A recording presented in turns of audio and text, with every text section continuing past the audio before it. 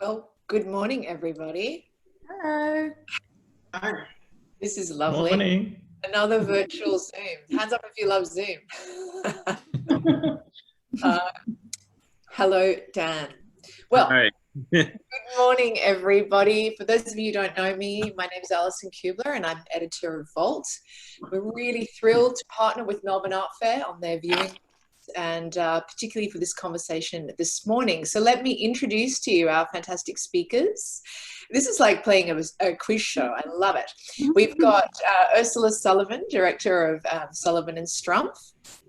Tania Doropoulos, director of Anna Schwartz Gallery, Melbourne. Hi, Tan. Hi. Mark Hughes, director of Mark Hughes Art Advisory, Sydney. Hi, And all the way from New Zealand, Dan de Bern from Sumer Gallery. Thank you all so much. Good morning. Morning. So here we find ourselves. Where are we? We're in June, and it feels like a long time ago, doesn't it, since all of this began, this crazy scenario. And I know many of us would like to do a bit of a redo over of 2020. And yet I think there are probably some positives too to this world we find ourselves in. So our conversation today is about this art world in crisis and overcoming the impact of COVID-19. So I guess my first question to kick off with is there a crisis? Now, all of you will have a view.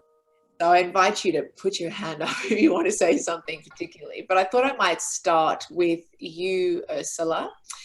Is there a crisis in the art world? And obviously we're talking from a bit of a commercial perspective this morning. Yeah, of course. We thought it was the end of the world when we got that, we thought no one's going to buy anything in this time period. It's just going to be really terrible. And we trimmed our staff back, each person sort of, if you were on 5 days, you went down to 3 days. And we really sort of tried to buckle up for the roller coaster ride. But then we were already in a position where we wanted to rework all of our digital stuff. So we were kind of halfway between it. And so we were able to do something really quickly. And then from our first sort of online exhibition, people were really buying things. So I think it might have been a crisis of confidence from our perspective, but certainly when people were at home looking at their empty walls or empty spots or what have you, I think they got online and did all the research and bought things. And I don't think we're alone. I know that we're not alone in that. I know that a lot of galleries have been really successful in this time, and it's been quite a surprise because usually we always get the poor end of the stick and we suffer first and recover last, but we were okay. So yeah, I do love to kick off on a positive note. That's great, especially because this word crisis is so like, oh God, it's such a crisis. Can I ask you, Mark, as an art advisor, have you felt a similar kind of anxiety that has happily transferred to positivity, or what has your experience been of this time? Well, not being a gallery and not really relying on people sort of coming in to look at art on a daily basis or weekly, I didn't really have much of a change of I guess, of my daily workload. I have done some good business in this time, which has been great. And I've had some projects that have been paused, particularly corporate projects, which is not surprising. And time will tell whether or not those projects will actually pick up or resume. I don't know. I'm not especially worried about that. I have a new corporate project in Beijing, which for a Swiss company that I advise for. So, it was a real sort of mix. For me personally, I work alone. I have 2 assistants. They've both been engaged working from home. There really wasn't such a difference. And my conversations with galleries echo what Ursula was saying, that they really have a surprising amount of business was done, which has been, I think very good. I think if we're looking at the idea of a crisis, the crisis in a way is engaging with art in person. I think there was a true crisis for museums.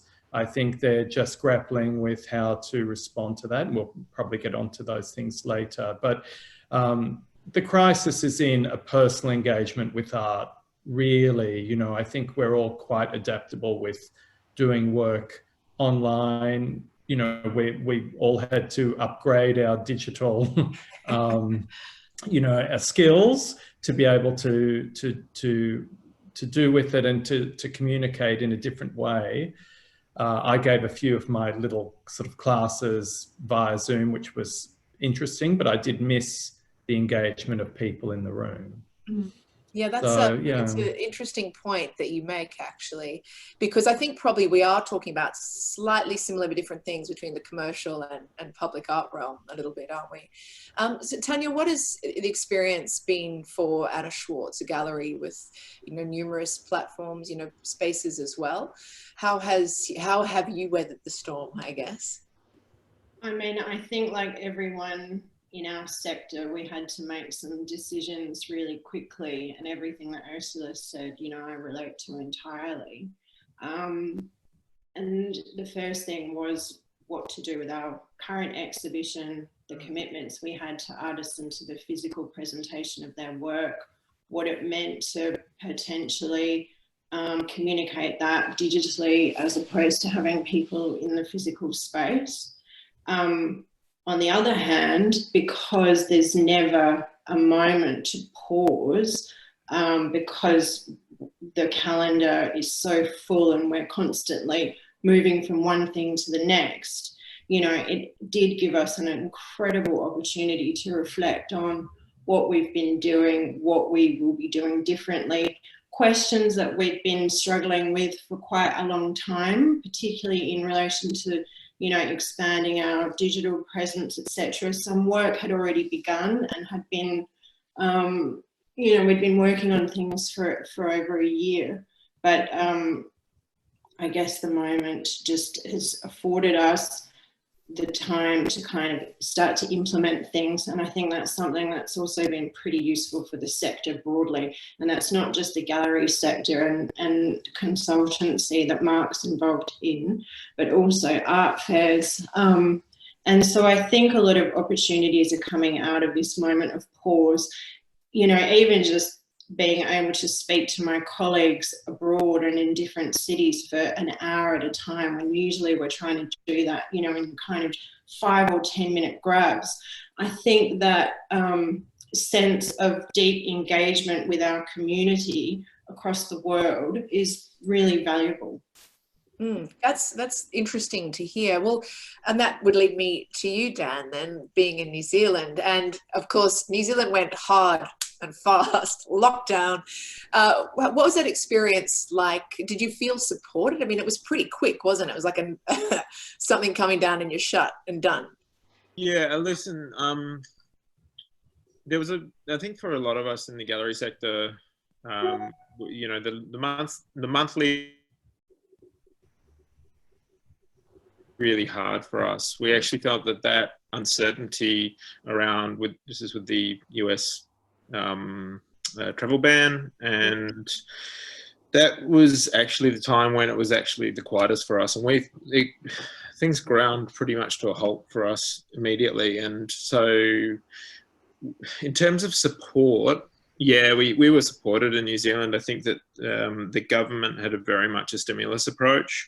You know, it's probably informed by things like the Christchurch earthquake and what have you in terms of dealing with that. So that I think that we were in quite a good position. That said, obviously the support that we had wouldn't have covered even our costs. So we had for us, the idea of moving digital was absolutely necessary. If we didn't have any platforms, if we didn't have Auckland Art Fair, if we didn't have Melbourne Art Fair, and if we didn't pursue things like our viewing rooms, then we would have, perished basically. So I do think it's interesting because we were really pleased when we could move to a space whereby people felt that they could make informed decisions digitally. In comparison to like the international market and blue chip market, whereby people have been buying from PDF for decades almost, we don't really see that here in New Zealand. We really sell still, you know, one-to-one engagement, and so that's a real change for us, just to see that commerce kick on, and that's been really interesting. And I think we don't know where that's going to go. If it's going to continue, I think that we might be seeing the end of it in terms of people getting a little bit sick and tired and actually wanting to now go back to spaces. So is it crisis? I think it's too early to tell where we're at, but it's definitely feast and famine at the moment, that's for sure. Yeah, I think that's really well put, because I think it is a little bit too early to tell, isn't it? We're all still negotiating this realm that we're in, you know, and I wear a few different hats, you know, and I'm interested in how everyone is dealing and how we're all pivoting, I guess, as it were. It strikes me that being able to operate in this digital realm is so democratic, and that suddenly people who perhaps might never have come in the gallery are willing to look and to listen. I'm sure there are people listening today who've never really done that before, which is kind of interesting. Mark, I wonder if you would, what your perspective is on, Dan you made the point about you hadn't actually sold necessarily so much to people before virtually, and that you'd found more people come, you know, you sell to people coming in the gallery. Mark, how do you, how do your clients go? Do they want to see it in the flesh? Do they want to see it digitally, virtually? How does that work? I mean, how do we go moving forward? Do you think that this is just the brave new world that we're in? Well, yeah, I mean, who knows what's ahead, but I mean, as an example, I should be in Basel right now with 3 sets of Australian clients looking at art as of tomorrow. So, you know, we're all here. No one's in Switzerland. Same. So, you know, and I'm swimming in Basel previews at the moment in my inbox. So I think, so what does that mean? You know, there's a lost opportunity, as with Hong Kong as well back in March. There's definitely lost opportunity of doing what I do, which the majority of my business is international art sold to people here. I still do quite a bit of business with Australian art, but most of the work that I do is international. And so, you know, during the year, I would find that the sales that I make, a lot of it is done through PDFs and digitally and through little films and FaceTimes with gallery staff and the artwork in question. But without the fairs, you lose that chance. It just eliminates the chance for people anywhere to engage with work that is located elsewhere. So I think that will be interesting depending on when we can travel again, when the fairs reopen. You know, I mean, Melbourne, Sydney, Auckland, you know, they don't have to be actually overseas either. You know, I mean, the opportunity to walk people around the Sydney Art Fair, as Ursula could tell you, you know, they see me dragging people through all the time, clients or not, just because I think it's a great opportunity to see the work in person. Yes. And I think once you have that exposure and that experience, it is obviously easier then to sell and, you know, for people to make decisions based on digital formats. Yeah, so I think the challenge might be ahead if we remain, or the world remains restricted, which it seems to be less so. You know, actually every week there seems to be a relaxation. In the news this morning, you know, people can fly in Europe between countries now. So yes, I think it's who knows? I think in a year's time, we'll really only know the answer. For example, if Basel's back on, the Venice Architecture Biennale's on, what people can really, how people can move and see things. It's a good point. I mean, if any of you would like to jump in, please do. Ursula, I know Sullivan+Strumpf was very quick to pivot and do online exhibitions. You responded quite quickly. How hard was that to be that agile? And I mean, you already had that platform, really, didn't you? So always for you, because you've got a gallery in Singapore and a gallery here. So you sort of had it there. But was it difficult to get your clients to come along? People were remarkably agile in themselves, you know, that the audience was very agile because everyone was grounded. They were just at home. How am I going to do this? I'm interested. I'm reaching out to the outside world via the computer. And if I can receive an artwork in exchange for that, then they were very happy and really excited. And I think there were also a lot of people that were kind of, I know that you're probably suffering, so I'm going to buy something because I want to support the artists and I want to support you. And so there was something, that was one of the really beautiful things, is that people were quite generous when they could be. I mean, a lot of people have suffered, but a lot of people haven't suffered as well. And so, you know, they were able to put their money where their heart is, if you like. And but I think the Australian situation is actually quite unique because our gallery in Singapore has really suffered and has really just come to a grinding halt. They're just about to be able to go back into the gallery next week. So they're still behind Australia, and they did not have the same experience as us here in Sydney. I mean, it was really just stop. And I think the government there is much stricter. Like if you went outside, like a girl was going to get fined $10,000 to go and see, because she went to see her boyfriend. It was like, we just don't even know that language of government control here. So the mood was very different over there. Whereas here in Australia, I don't know, there was something kind of a bit more crazy, but you know, you wanted to reach out. People wanted to reach out. What about Anna Schwartz then, Tan? Was that a similar experience for you guys? I think at first, in terms of reaching out, just to pick up on Ursula's point, I think we wanted to wait to see what sort of impact the virus had on people's sort of personal lives. And I think there was a sense, and I'm sure that it was felt amongst everyone, that it was just a moment to sort of sit and rather wait for people to come to us and not wanting to sort of impose. There was a sense that, you know, reaching out for any kind of support, even though, you know, it only would have been on behalf of and for the livelihoods of our artists, just perhaps needed to take a moment. In terms of digitising the exhibition, we just happened to have an exhibition on in the gallery at that time. I mean, it opened one afternoon and then we closed. That we decided rather just to leave up until people could come back and see physically, because it was necessary for that particular exhibition. I think, you know, I think galleries operate, you know, in so many different ways concurrently.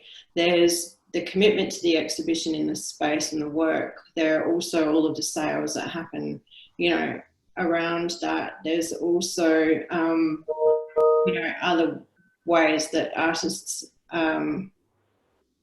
make a living outside of just direct sales.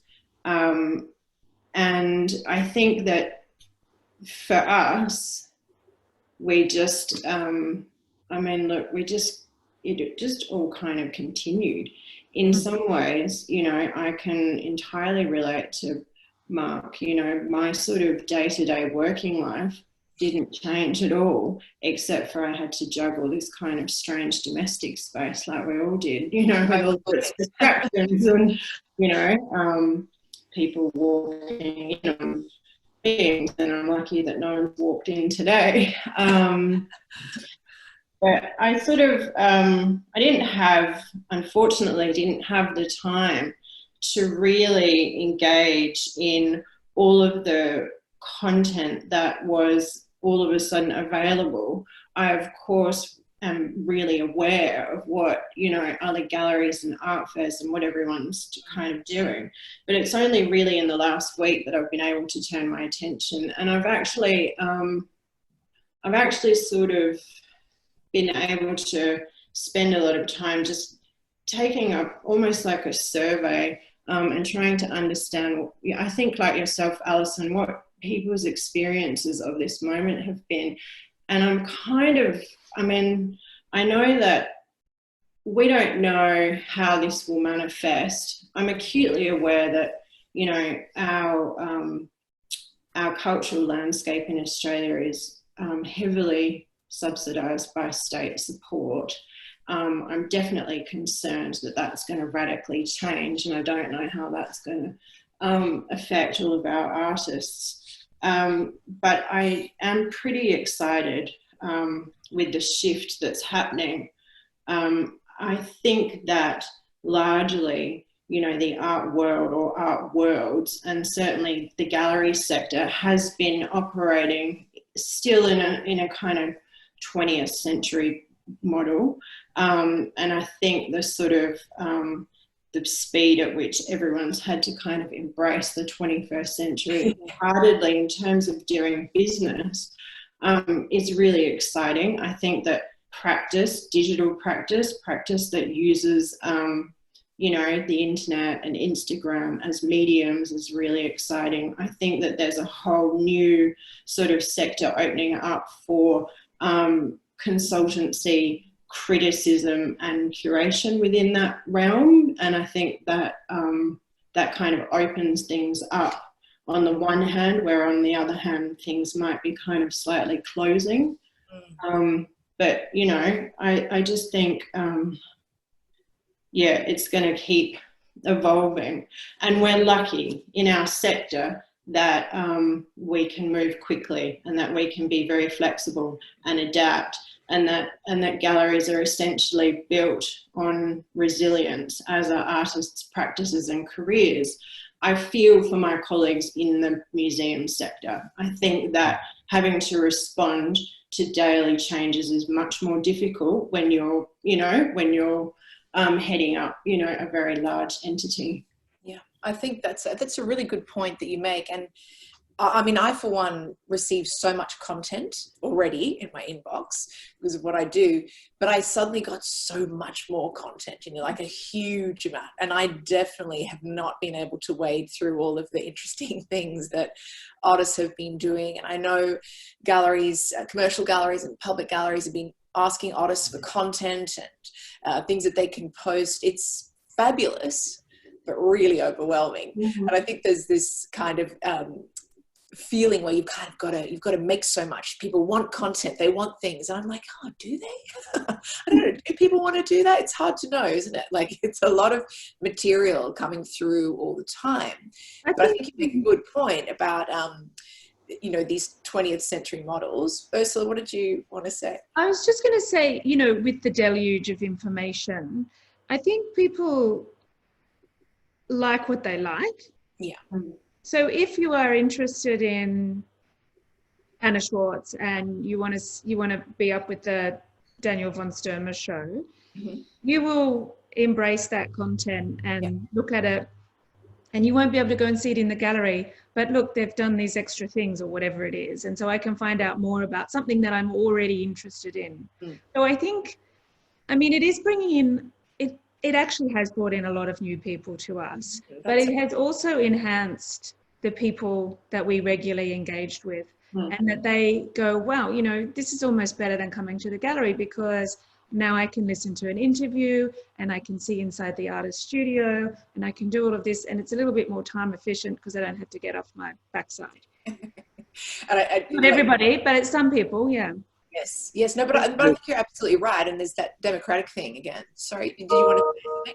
Yeah, I just wanted to, no, for me, I thought it was interesting that I can concur with both what Ursula was saying, but also what Tania said. And first of all, I just wanted to sort of say that, that she made a really good point there by where we were fortunate to have that level of pause. And where it wasn't, I know that not everybody had this approach, but I agreed with her. I didn't think it felt in any way appropriate to then go and start petitioning people or even talking about it. And you sort of, that was the fortunate thing about doing an art fair is it just gave an opportunity for people to come to you. Mm-hmm. And I think that that's been brilliant in the digital format. But I also do think that there's people have been very close to the gallery and, passionate supporters of it who just haven't chosen to engage with that at all. And I think that, there is a growing frustration. And as this continues, and this is certainly what my colleagues in New York in particular are now saying is a major problem, is that it's this, the combination of the bombardment of media and also the political situation in the States, but also elsewhere. And also that we are in a state of anxiety, cultural anxiety. And I think that people are clinging to positivity, and we're seeing a lot of energetic collecting on the basis of which is probably fueled partly by boredom, partly by funds being redirected from other activities like travel into acquisitions. But yeah, I mean, we're just in the midst of the cycle, and they're just. I do think that one thing which we haven't spoken about yet, which I'm interested in, is one thing which I had noticed with our program is that we'd programmed a couple of exhibitions whereby the content of those exhibitions just felt completely inappropriate to then suddenly show at this point in time. That's interesting. Yeah. And why? In what way? Yeah. In what was what sort of content was it? Well, we'd planned an exhibition called Dark Thoughts about a year ago, which we were never going to put on, which was going to be in the gallery right now. So cheery.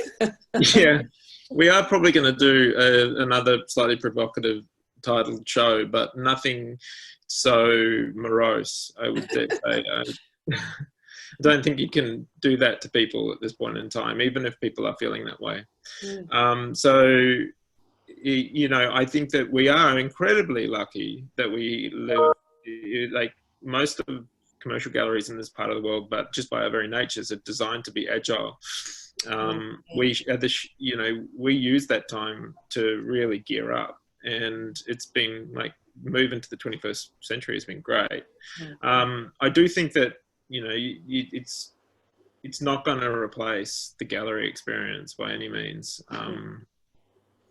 And yeah, I think that anybody who believes that it will do, they must be either dealing with clients who've got, can build themselves museums, because that's the only type of person who's really going to continually buy like that, ad nauseum. Well, that sort of leads me, I've got a few questions from people who are listening that I will come to, because I don't want them to be left behind. But I think on that note, Dan, I'm interested to know, we keep talking about the good things that have come, the pivoting and then being able to be agile and to, it's a bit more democratic for people who've never gone into a gallery before.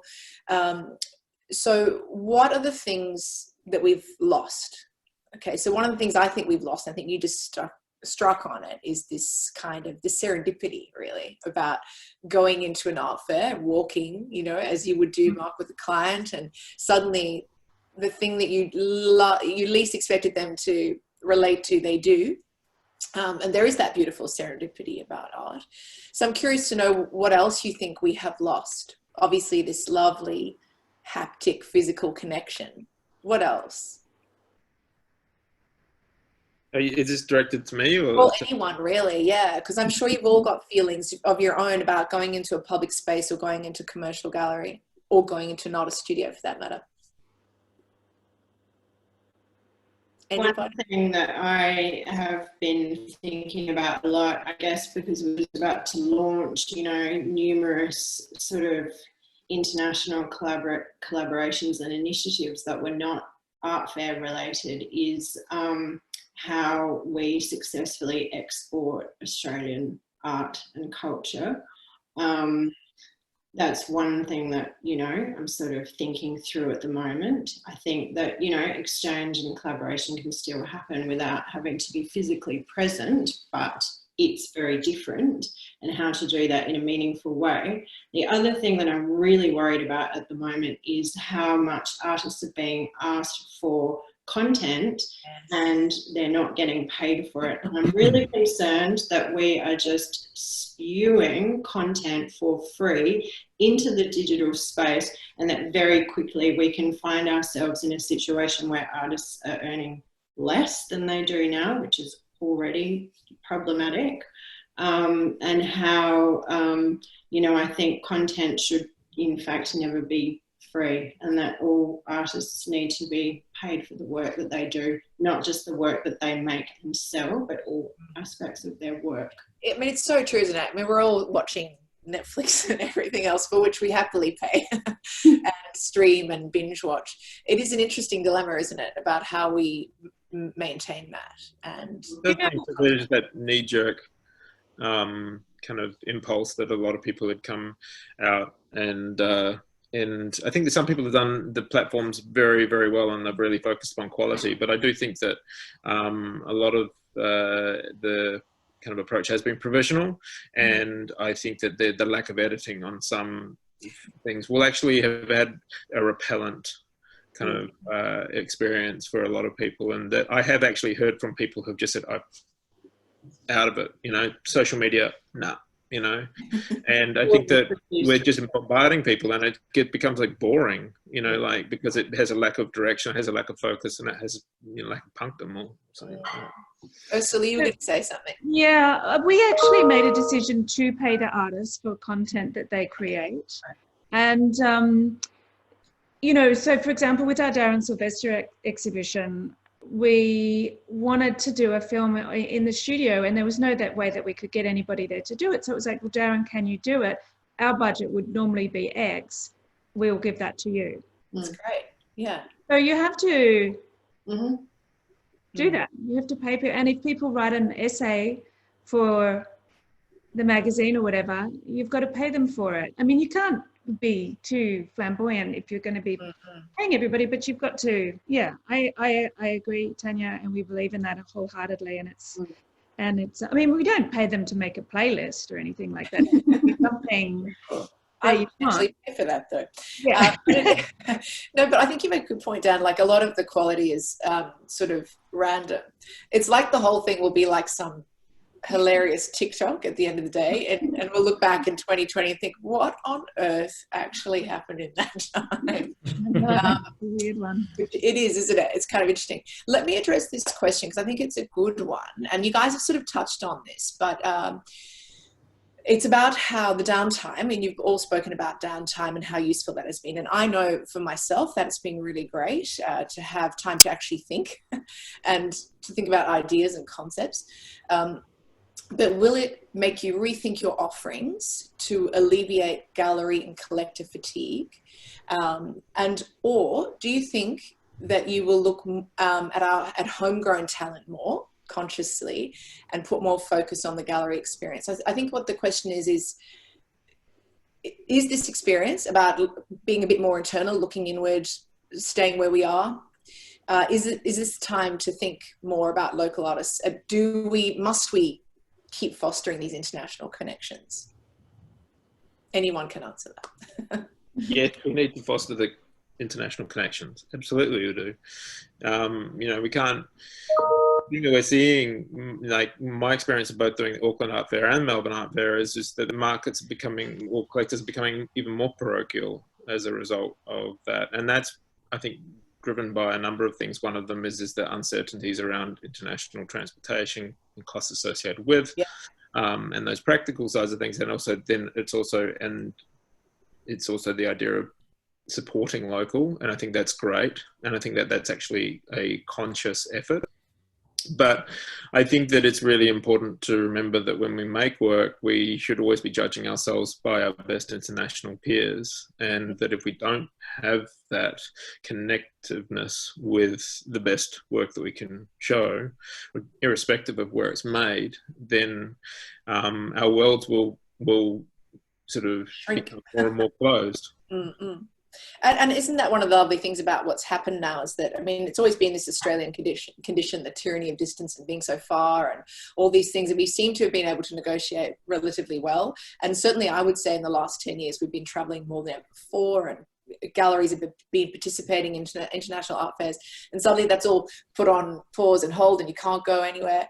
But we're so skilled at looking at things in reproduction, and we understand that, and I think New Zealanders are the same.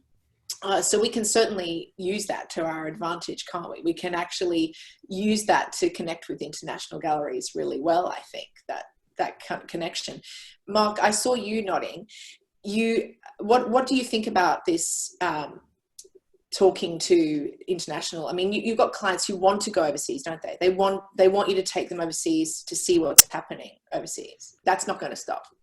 No. I mean, they're engaged locally and they're engaged elsewhere. You know, I think that they recognise that I'm able to be a good editor for them as we're, you know, travelling in America or in Europe, going to Basel or to Frieze, New York, or to, you know, whichever, or Hong Kong for that matter. You know, I don't really think that the sort of local versus international is really, you know, it's not the sort of for me, it's not a useful approach. I feel that there are artists of really great quality here as there are elsewhere. And I think it's really about finding the quality of ideas and execution, and, you know, where you can engage with a level of professionalism with galleries that give you sort of like the best sort of experience for looking and learning. So yes, I mean, I agree with what Dan was saying. I think, you know, we are a global world. We're very connected, and I do think it is an opportunity to you know, stay put for a while. I'm quite enjoying thinking about my place, what I do in a local context as well as an international one. You know, I don't really feel that it has been a great deficit not being able to travel the last few months, to be honest. I think it's been actually quite useful. It's been amazing. But I do see that when you were asking before about where's the loss been? The loss has been in the cancellation of Hong Kong, where a number of Australian galleries go to Basel or to Art Central.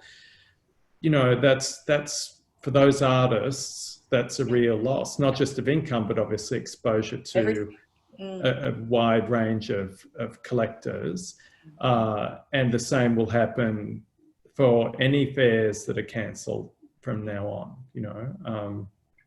I think also just, you know, with the Biennale in Sydney right now, that was a great loss because it was a real moment to have really this exhibition of First Nation artists, beautifully curated over, you know, all of those spaces in Sydney. And I think COVID, unfortunately, really prevented international visitors coming from the museum world to really to experience that show in a rich way. And that show really is to be experienced in person. It's very hard to put a Biennale into a catalogue or a PDF or a number of films. That was the last time I was in Sydney, which is so bizarre. It feels like another time ago.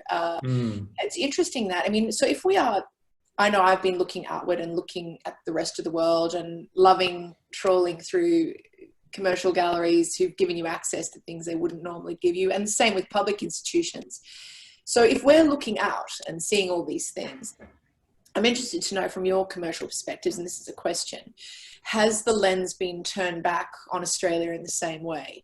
And have you seen, as commercial gallerist and as an art advisor, have you seen international interest and investment in Australian and New Zealand artists? Have you seen the same kind of looking and maybe buying?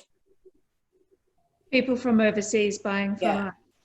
A little bit. Like an uptick. Not more than normal. Not more than normal, I don't think. But a little bit. We've been making sales overseas. We've made some sales to New York and to London, and interesting. So you know, it hasn't been a problem in that regard. But the difficulty of it is that you go to get a shipping quote these days, and it's prohibitive. So yes. that's going to be you can't get around that, and so but people still want to are still looking at art seriously, and if you can do it. I mean, the most fun thing that we did during lockdown was when we knew that we couldn't do a show, was we did a show which was just renders. And it was just a total speculative drawings about what a wall painting by Jan van der Ploeg would look like in the space. And we did it in a really convincing way, and everybody thought the show was real. Which is great. But for me, that's been awesome, because we've been able to, we're in discussions with some local collectors about putting the works into their homes, and that sort of thing whereby, and the reason why I was speaking about that speculative shows is that those were all works which were made during lockdown, and the works never left the artist studio in Amsterdam. Wow. And so that's been fabulous to be able to do that. And, you have to use, you get lemons, lemonade, isn't it the saying? So, yeah. I love that sentiment. And it's an interesting thing though, isn't it? Because if we're all looking out and looking at everything, I do always wonder who's looking back. Like, ostensibly this flow of information is going both ways, and we're all becoming more aware. And you wonder how much it translates down the line. That thing about freight is super interesting, I think, because for people who aren't in the commercial world or even in the public gallery realm, they don't understand what that actually means to not be able to put something on a truck or on a plane and get it to where it's got to go. That's massive, isn't it? I mean, people have been very patient though. We've had things go to interstate, has been equally as tricky as overseas, and we've had things going to New York or London or wherever, and people are just very patient. They're like, it's fine, I know it's on its way. It might be 3 months, but it's fine. So they're people's attitudes, collectors' attitudes have adjusted, dramatically. People that used to be very impatient are no longer impatient.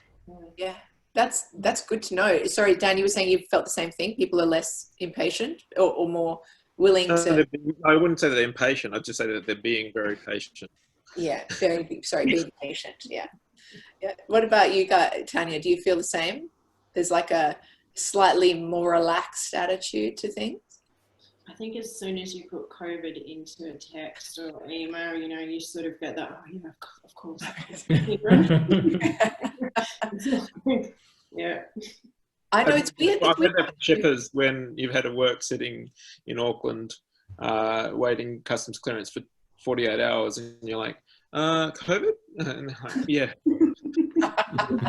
Everything can be passed off as COVID. I actually still find myself forgetting it even happened. It's the strangest thing ever. So now we're seeing public galleries cautiously reopen, and I have heard from some gallerists kind of this is they're feeling a little bit frustrated. They want public galleries to be buying more work from galleries, commercial galleries, to keep them going. And yet, of course, the public purse has been somewhat squished as well. And so it's an interesting dilemma, isn't it? Have you got any suggestions, or not suggestions, or how do you feel about that moving forward? Like, it's just going to be a bit inevitable for a little while, isn't it? I think it depends with public collections where their funds are coming from. I mean, most museums rely on donors, really, as opposed to public, the government, state or federal government money. So I think that a challenge for museums will be to keep their donors, their patrons engaged and generous. You know, I mean, I never know of any museum acquisition process that I'm not involved with museum acquisitions, but I've never known them to be quick anyway. So, you know, I think it's about their challenge is likely to be very much engaging with the people who support them, and to maintain their endowments, particularly in difficult times where the markets are going up and down every 5 seconds. You know, I think they will be more on alert for how they spend their money and what acquisitions they make. Yes. Interesting. Did anyone else want to add anything on that? I think the university collections are probably most vulnerable at the moment, when universities are sort of potentially recalling acquisition budgets to rather go back into the kind of broader university pool of funds. So I think that we have a very strong university collection as a sector in Australia. So that is something that I think could be, you know, a loss for some time. It's a very, very good point. I mean, and these are the things, because it is, as I keep saying, it's such a knock-on effect of everything, you know, whether it's a magazine such as Bolt, for example, or whatever, all trying to just keep it going. And I think probably what I'm feeling from all of you is generally a sense of optimism. Am I right? It's like you know, we're going to get through it, because the arts always does, doesn't it? It always seems to be the thing that rallies at the end of the day. But do you all mostly feel positive? Cautious optimism, I would say. Yeah. It's still very, very, very cautious, because it can all turn on a pin. Yeah. And then you're like, wah! Yeah. I feel optimistic, but I also feel that March 2021 will be the time when we'll really have a sense of the landscape of what the new world will be like, you know, in terms of how events like art fairs can function with numbers of people, how the costs of shipping and transportation around the world and locally, all these things I think we'll only know then. And we'll only know also, and I think that people who have made their money, you know, people who buy art, they probably won't really know until that time how their own businesses have been affected either. You know, I mean, obviously people have had clear signs of changes right now, but I feel that it's that really next year we won't really know. But I feel very happy to have seen that, you know, people want to remain engaged in art, that they see the value of it, and that the galleries have benefited as well. That's been really heartening. I was really inspired yesterday to hear from someone, that one of our collectors, that they have had many conversations in the last few months with people who previously not been very engaged in Australian art and culture, but who were now grossly aware of how vulnerable the sector is as a whole, and who are passionate and interested now to start to become involved. So I do think that we have a lot of new audience potential and growth, you know, and some real educating to do. And I think that, you know, the digital landscape can potentially enable us to reach, you know, more people. Yeah, I think that's a really good point. I mean, I just know from myself editing a magazine, it's never been my interest just to preach to the converted. I mean, where's the joy in that? You want to grow your audience, and you want everybody to feel that they might have an engagement. I think that probably, from my perspective, has been the most positive thing. The number of people who thought, maybe I'll take a subscription, you know, that would be interesting. Or engaged online and wanted to read something, it's kind of interesting. I think you're right, Tania. I think people have maybe dipped a toe in the water and are kind of interested about. Sorry, Dan. I was just going to say, I think that my experience of the Auckland Art Fair in particular, which was really interesting, that went gangbusters because that was right in the middle of lockdown in New Zealand, and it was really great to see the lack of threshold fear that format gave for a lot of people who maybe felt completely intimidated by the process of acquiring work. It remains to be seen whether we still have this kind of sort of attempt for transparency around pricing and everything up front, as to whether that's going to be the format that works to our advantage or not. It's an interesting point in time because that was a radical shift that happened very, very quickly. But yeah, I've kind of lost my chain of thought. That was my point. Yeah. A good point. We've got one last question and then our time is up. But I think it's a good one because it's from somebody asking, where does COVID and this online world that we're in leave the visual artist who's attempting to be represented in 2020? So an artist who doesn't have representation already. Is this perhaps the best possible time they could ever be living in because they're already in a virtual realm and they can show their work? What would you give as a piece of advice perhaps to someone who's wanting to be represented? I'm sure you never get asked that question. What would you suggest?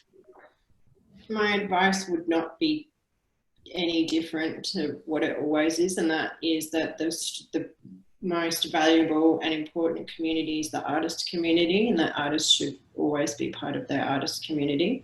And that will give them access to curators and galleries and other opportunities through that network. And I think that it's just a way of navigating that, in a different way. But I obviously work with an artist with Mike Parr.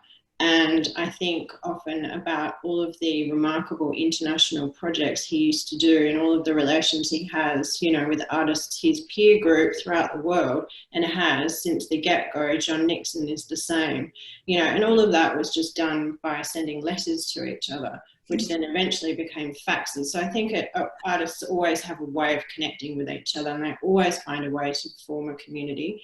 And I think that anyone aspiring to be represented or to be included in good exhibitions should just be, investing in their work and their practice and their community. Such good advice. That's excellent advice. Be collegiate, lift one another up.